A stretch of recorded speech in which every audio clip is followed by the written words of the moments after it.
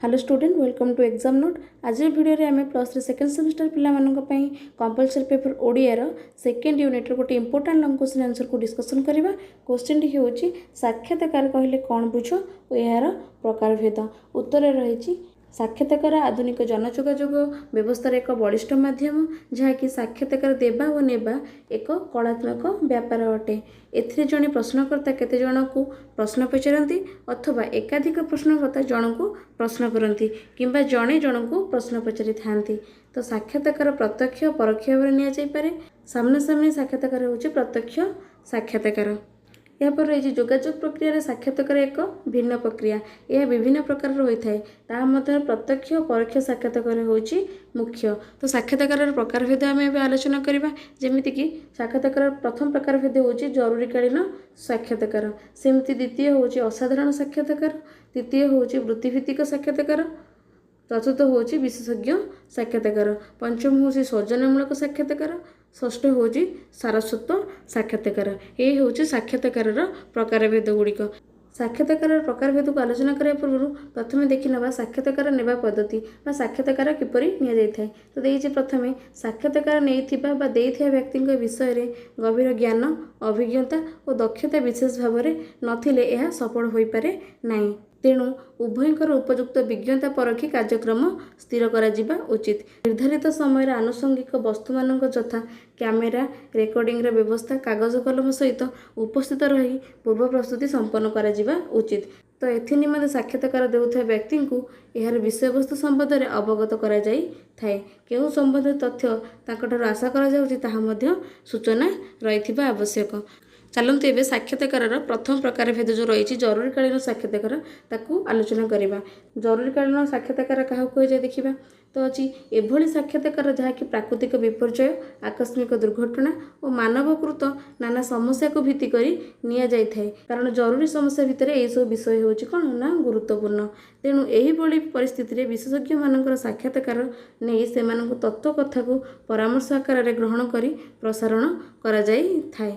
यह द्वारा वितत्रस्त निरीह जनता विशेष भाव में उपकृत होइथांती और प्रशासनिक दिग्दर्शन मिली थाए, जहाँफल समस्यार आशु समाधान सूत्र मिल पारि थाए।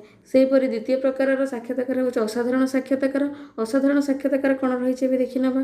अनुसंधानमूलक साक्षात्कार को असाधारण साक्षात्कार बोली कहा जाए। अनेक स्थान में समाजर दृष्टि आड़ुबड़े रही जाइथिबा किंबा असाधारण घटना बा घटुथुबा स्थान बा घटनार कारण साजिथा व्यक्तिविशेष को लोकलोचन को आनिबा पई एही साक्षात्कार व्यवस्था होइथाय, जहाकु आमे असाधारण साक्षात्कार बोली कही था। यही असाधारण साक्षात्कार क्यों प्रकार व्यक्ति मानक ठार निया जाइथा देखिबा। देइछि कि एही भली साक्षात्कार विपद संकुल स्थान बा परिवेश रु निया जाइथाय। तो ता भितर किए किए आसुछन देखिबा। जेमिति कि बन्याक्लिष्ट परिवेश रहिला, भूमिकंप, प्रपीड़ित स्थान, बड़ बड़ माफिया बा दुर्नीतिग्रस्त व्यक्ति, माओवादी, सन्त्रासवादी, आतंकवादी मानक ठारू एही प्रकार साक्षात्कार निया जाइथाय। तत्सहित मध्य लौकिक अलौकिक घटनार मध्य साक्षात्कार निया जाइथाय। यह कोन असाधारण साक्षात्कार मध्य रे अंतर्भुक्त होइथाय। एही भली साक्षात्कार समस्या समाधान और अंधविश्वास दूरीकरण करिबारे सहाय्य करे, जहाँकि अपहंच स्थान व्यक्तिविशेषक विषय जानिबार सुविधा मध्य मिली थाए। परवर्ती साक्षात्कार प्रकारभेद होची वृत्तिभित्तिक साक्षात्कार। वृत्तिभित्तिक साक्षात्कार कहले कौन बुझा ना देजी यही धरणर साक्षात्कार मनुष्य जीवन में निश्चित भाव में थरे बा एकाधिक थर आसी थाए। कारण वृत्ति होची मनुष्य पई नितांत आवश्यक। सांप्रतिक समय मौलिक आवश्यकता मध्य मनुष्य पई एक जरूरी व्यवस्था होई पड़ी कौन ना ये वृत्ति। एभली साक्षात्कार निमंते बहु सावधानता अवलंबन करने को पड़ी थाए। कारण जीवन और जीविका सहित यार सीधासलख संपर्क थिबारु एथिप्रति यत्नशील होबाकू पड़ी थाए। तेणु केते गुड़िया कथा प्रति मध्य दृष्टि देवा आवश्यक। तो वृत्तिभित्तिक साक्षात्कार केतेक नीति नियम रही से प्रति आम दृष्टि देवा उचित। देखिए कौन रही नीति नियम वृत्तिभित्तिक साक्षात्कार देखु ये वृत्तिभित्तिक साक्षात्कार निमंते पूर्व प्रस्तुति होगाक पड़ी थाए। कौन कौन पूर्व प्रस्तुति होगा आवश्यक जमीक प्रथम अच्छी एथि निमंते निजर व्यक्तित्वर परिप्रकाश पाई पोशाक परिच्छद गुड़िक रुचिकर होइथिबा जरूरी। जो वृत्ति निमंते साक्षात्कार करा जाउछि सेति पई आवश्यक तथ्य बा विवरण भित्तिक प्रमाणपत्र मध्य सांगरे नेबा उचित। द्वितीୟରେ ଅଛି ନିଜର ସାମର୍ଥ୍ୟ ଅନୁଯାୟୀ ସିଧାସଳଖ ଭାବରେ ମତ ରଖି ସାକ୍ଷାତକାରଙ୍କ ସମ୍ମୁଖରେ ନିଜକୁ ଯୋଗ୍ୟ ବୋଲି ସାବ୍ୟସ୍ତ କରିବାକୁ ହୋଇଥାଏ। ଚତୁର୍ଥରେ ଅଛି ଯଥାସମ୍ଭବ ପ୍ରଶ୍ନର ଠିକ୍ ଓ ସ୍ପଷ୍ଟ ଉତ୍ତର ଦେବା ପାଇଁ ଚେଷ୍ଟା କରିବା ଆବଶ୍ୟକ ଏବଂ ଉତ୍ତର ଦେବା ସମୟରେ ପ୍ରଶ୍ନକର୍ତ୍ତାଙ୍କ ମୁହଁକୁ ସିଧାସଳଖ ଚାହିଁ ଉତ୍ତର ଦେବା ଆବଶ୍ୟକ। ସାକ୍ଷାତକାର ସମୟରେ ମନରେ ଭୟ, ଆଶଙ୍କା ଓ କ୍ରୋଧ ଓ ବିରକ୍ତିକର ଭାବକୁ ତ୍ୟାଗ କରି ଅତି ଭଦ୍ର ଓ ନମ୍ର ଭାବରେ ଉତ୍ତର ଦେବା ଉଚିତ। ଉତ୍ତର ଭୁଲ ଦେବା ଅପେକ୍ଷା ଏହାକୁ ଏଡ଼ାଇ ଦେବା ଉଚିତ, ଫଳରେ ବିଭ୍ରାନ୍ତିକର ପରିସ୍ଥିତି ସୃଷ୍ଟି ହେବ ନାହିଁ। ନେକ୍ସଟ ଅଛି ସାକ୍ଷାତକାର ପାଇଁ ପ୍ରକୋଷ୍ଠକୁ ହର୍ଷବଦନରେ ପ୍ରବେଶ କରି ଉପସ୍ଥିତ ବିଚାରକଙ୍କୁ ଯଥାରୀତି ସମ୍ମାନ ଜ୍ଞାପନ କରିବା ମଧ୍ୟ ଉଚିତ। ସେମାନଙ୍କ ନିର୍ଦ୍ଦେଶ କ୍ରମେ ଆସନ ଗ୍ରହଣ କରି ସୌଜନ୍ୟ ଦୃଷ୍ଟିରୁ ଧନ୍ୟବାଦ ଜ୍ଞାପନ କରିବା ମଧ୍ୟ ଭଲ। ଆଉ କ'ଣ ହେବା ଉଚିତ ନା ଆକର୍ଷଣୀୟ କଣ୍ଠସ୍ୱରରେ ଉତ୍ତମ ଆଚରଣ ଓ ଉଚ୍ଚାରଣରେ ସମସ୍ତଙ୍କୁ ପ୍ରଭାବିତ କରିବା ସହିତ ଉତ୍ତମ ବକ୍ତୃତା ଦେବା ମଧ୍ୟ ଦରକାର।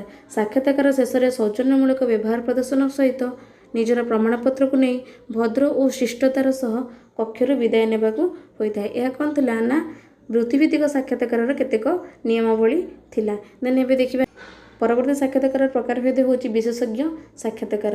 ଏହି ଧରଣର ସାକ୍ଷାତକାର ପୂର୍ବରୁ ନିର୍ଦ୍ଧାରିତ କରାଯାଇଥାଏ। ଯେଉଁ ବିଶେଷଜ୍ଞଙ୍କୁ ନେଇ ଏହାର ବ୍ୟବସ୍ଥା କରାଯାଏ ତାଙ୍କୁ ଯଥେଷ୍ଟ ପୂର୍ବରୁ ସାକ୍ଷାତକାର ବିଷୟବସ୍ତୁ ଅବଗତ ରହିଥିବା ଆବଶ୍ୟକ। ସେମିତି ବିଶେଷଜ୍ଞଙ୍କ ସୁବିଧା ଅନୁସାରେ ସମୟ ଓ ସ୍ଥାନ ନିରୂପଣ ମଧ୍ୟ ହୋଇଥାଏ। ଏହି ସାକ୍ଷାତକାର ବେଳେବେଳେ ରେକର୍ଡ଼ିଂ ଷ୍ଟୁଡ଼ିଓରେ ହୋଇଥାଏ। ତେଣୁ ସାକ୍ଷାତକାର ପାଇଁ ବିଶେଷଜ୍ଞଙ୍କ ସହିତ ଉପସ୍ଥିତ ଥିବା ବ୍ୟକ୍ତିଙ୍କୁ ମଧ୍ୟ ତାଙ୍କ ମାନସିକତାକୁ ଅନୁଧ୍ୟାନ କରିବାକୁ ହୋଇଥାଏ। ପ୍ରଶ୍ନ ପଚାରିଲା ସମୟରେ ବ୍ୟସ୍ତ ବିବ୍ରତ ନ ହୋଇ ଶିଷ୍ଟତା ଭାବରେ କାର୍ଯ୍ୟ ସମ୍ପାଦନ କରିବା ଆବଶ୍ୟକ।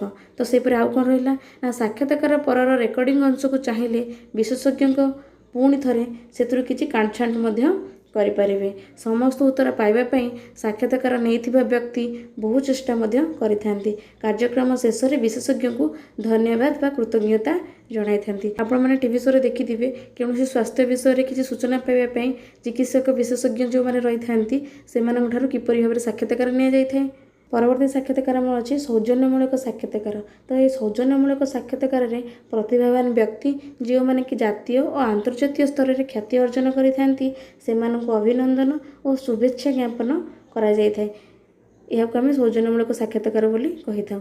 ବିଦେଶାଗତ ବ୍ୟକ୍ତିବିଶେଷ ନୂତନ ଉଚ୍ଚପଦ ପଦବୀରେ ଅଧିଷ୍ଠିତ ବ୍ୟକ୍ତିମାନଙ୍କର ନିଜସ୍ୱ ମତ, ଅଭିଜ୍ଞତା, ଉଦ୍ଦେଶ୍ୟ ଓ କାର୍ଯ୍ୟପନ୍ଥା ସବୁ ବିଷୟରେ ସବିଶେଷ ଜାଣିବା ପାଇଁ ଏହି ପ୍ରକାରର ଆୟୋଜନର ବ୍ୟବସ୍ଥା କରାଯାଇଥାଏ। ଏହିଭଳି ସାକ୍ଷାତକାର ହେଉଛି ସୌଜନ୍ୟମୂଳକ ସାକ୍ଷାତକାର। ନେକ୍ସଟ ବା ଲାଷ୍ଟ ସାକ୍ଷାତକାରର ପ୍ରକାରଭେଦ ହେଉଛି ସାରସ୍ୱତ ସାକ୍ଷାତକାର। ତ ସାରସ୍ୱତ ସାକ୍ଷାତକାର କହିଲେ କ'ଣ ବୁଝିବା ନା ସାହିତ୍ୟର ବିଭିନ୍ନ ବିଭାଗରେ ଲେଖନୀ ଚାଳନା କରୁଥିବା କୃତି ସାହିତ୍ୟିକମାନଙ୍କ ସହିତ ଏହି ସାକ୍ଷାତକାର ନିଆଯାଇଥାଏ। କବି, ଲେଖକ, ଔପନ୍ୟାସିକ, ନାଟ୍ୟକାର, କଥାକାର ପ୍ରଭୃତି ବ୍ୟକ୍ତିବିଶେଷଙ୍କ ଠାରୁ ତାଙ୍କର ଦୃଷ୍ଟିକୋଣ ସମାଜ ପ୍ରତି ସେମାନଙ୍କର ଆଭିମୁଖ୍ୟ ବିଷୟରେ ଜଣାଯାଇଥାଏ। ଫଳରେ ନବୀନ ସାହିତ୍ୟିକମାନଙ୍କୁ ଏହା ପ୍ରେରଣା ଯୋଗାଇଥାଏ। ସୃଷ୍ଟି କରିବା ପାଇଁ ଦିଗ୍ଦର୍ଶନ ମଧ୍ୟ ସେମାନେ ପାଇଥାନ୍ତି। ବାସ୍ତବରେ ଯୋଗାଯୋଗ କ୍ଷେତ୍ରରେ ସାକ୍ଷାତକାରର ଏକ ଗୁରୁତ୍ୱପୂର୍ଣ୍ଣ ଭୂମିକା ରହିଛି ଏବଂ ସାମାଜିକ ଓ ସାଂସ୍କୃତିକ ତଥା ବ୍ୟକ୍ତିଗତ ସ୍ତରରେ ଏହାର ଆବଶ୍ୟକତା ମଧ୍ୟ ଅନୁଭବ କରାଯାଇଥାଏ। ତ ଆଜିର ଭିଡ଼ିଓରେ ଆମେ ସାକ୍ଷାତକାର କହିଲେ କ'ଣ ବୁଝିବା ଏବଂ ସାକ୍ଷାତକାରର ପ୍ରକାରଭେଦ ଗୁଡ଼ିକୁ ଆଲୋଚନା କଲେ। ଯଦି ଆପଣମାନଙ୍କୁ ଭିଡ଼ିଓଟି ଭଲ ଲାଗିଥାଏ ତାହେଲେ ନିଶ୍ଚୟ ଲାଇକ୍, ସେୟାର, ସବସ୍କ୍ରାଇବ୍ କରିବେ। ରହୁଛି, ଧନ୍ୟବାଦ।